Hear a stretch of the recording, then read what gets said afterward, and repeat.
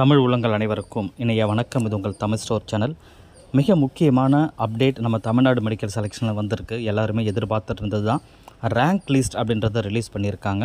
So எல்லாருமே அவங்கவுங்க rank என்ன அப்படின்றத நீங்கள் செக் பண்ணிக்கலாம்.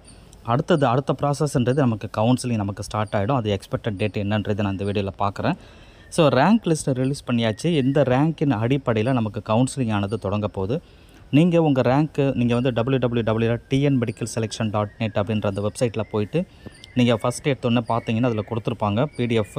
அதை ஓப்பன் பண்ணோடனே உங்களுடைய அப்ளிகேஷன் நம்பர், நீட்டுடைய ரோல் நம்பர், உங்கள் பேர், கம்யூனிட்டி என்ன, உங்களுடைய நீட்டுடைய ஸ்கோர் என்ன, இது இல்லாமல் உங்களோட கம்யூனிட்டி ரேங்க் என்ன அப்படின்ட்டு எல்லா டீட்டெயிலுமே கொடுத்துருப்பாங்க.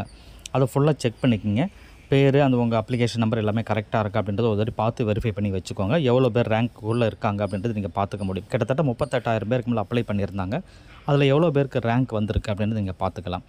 ஸோ அடுத்து நமக்கு என்ன நடக்கும் அப்படின்னு பார்த்தீங்கன்னா, கவுன்சிலிங் அப்படின்ற ப்ராசஸ். இந்த கவுன்சிலிங் நம்ம எக்ஸ்பெக்ட் பண்ணுறது வந்து 21 ஆகஸ்ட் நம்ம எக்ஸ்பெக்ட் பண்ணுறோம். அப்போ கவுன்சிலிங் ஃபஸ்ட்டு ரவுண்ட் கவுன்சிலிங் அப்படின்றது நமக்கு கிட்டத்தட்ட ஸ்டார்ட் ஆகிடும்.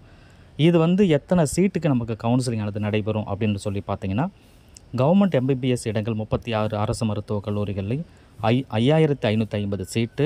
அது கூட மற்ற காலேஜஸ் எல்லாம் சேர்த்து, ப்ரைவேட் காலேஜ் எல்லாம் சேர்த்து கிட்டத்தட்ட 9050 சீட்டு நமக்கு எம்பிபிஎஸ் இடங்களுக்கு இருக்குது.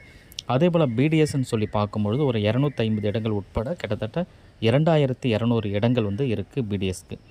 ஆல் இண்டியா கோட்டா அப்படின்னு சொல்லி பார்த்தோன்னா அதில் ஒரு 851 இடமும், பிடிஎஸில் ஒரு 38 இடமும் இருக்குது.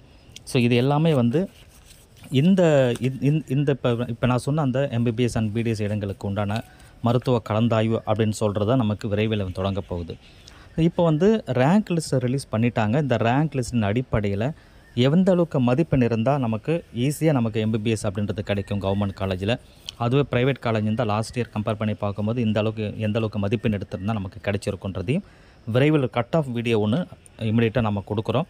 ஏன்னா இப்போ ரேங்க் லிஸ்ட் வந்தாச்சுன்றதுனால ஓரளவு நம்மளால் ப்ரெடிக்ட் பண்ண முடியும், மிகச்சரியாகவே ப்ரெடிக்ட் பண்ண முடியும்.